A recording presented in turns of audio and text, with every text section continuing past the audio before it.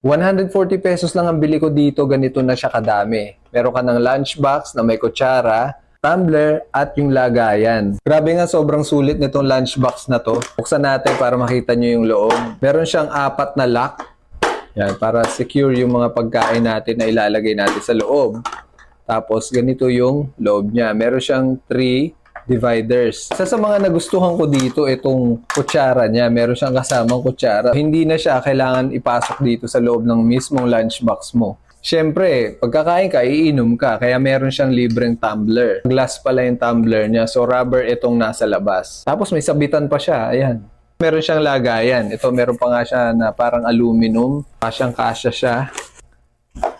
Okay naman yung bag niya para sa isang baunan. Ito na nga yata yung pinakasulit na lunchbox na nakita ko. Kaya kung gusto mo magkaroon nito, nasa yellow basket lang yan, mga tol.